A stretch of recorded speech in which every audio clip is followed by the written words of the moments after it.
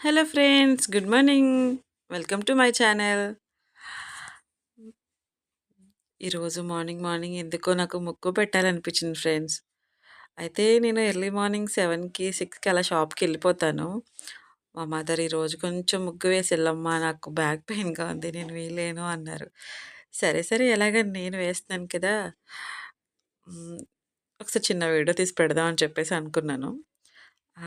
నేను ప్రత్యేకంగా వీడియో తీయాలని ఎందుకు అనుకున్నానంటే, నాకెక్కువ ముగ్గులు రావు ఫ్రెండ్స్. ఒకటే ఒక ముగ్గొచ్చు. అది ఎప్పుడో నేను సిక్స్త్ క్లాస్‌లో ఉన్నప్పుడు మా ఫ్రెండ్ నేను చుక్కలతో మేమే క్రియేట్ చేసామనమాట. చుక్కల్ని చేసి ఇట్లా అయితే ఇలా ఒక ఫ్లవర్‌లా వస్తదని చెప్పేసి నేను ఎప్పుడో ఒక 15 ఇయర్స్ బ్యాక్ నేర్చుకున్న ముగ్గనమాట. అది నాకు అప్పటినుంచి ఎవ్వరు ఎక్కడ ఒకవేళ ముగ్గేయమని చెప్పినా ఇదే ఏసేస్తాననమాట. ఇంక వేరే ఏ ముగ్గులు వెతుక్కోవాలి. వేరే ఏమైనా వేయాలి అంటే చుక్కలెన్ని, ఏంటి అని జెప్పేసి ఎతుక్కోవాలి. ఇదైతే నాకింకేం అవసరం లేదు.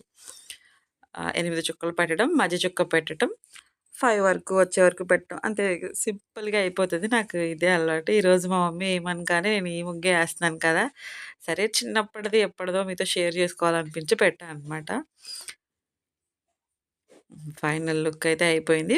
డిజైన్ చేస్తున్నాననమాట. మనం బ్లౌజ్‌కి నేను మోడల్స్ అయితే బ్లౌజ్ కుట్టాక పైన ఫ్లవర్స్ ఎలా పెడతానో, అలా ఫైనల్ టచ్ ఇస్తున్నాననమాట.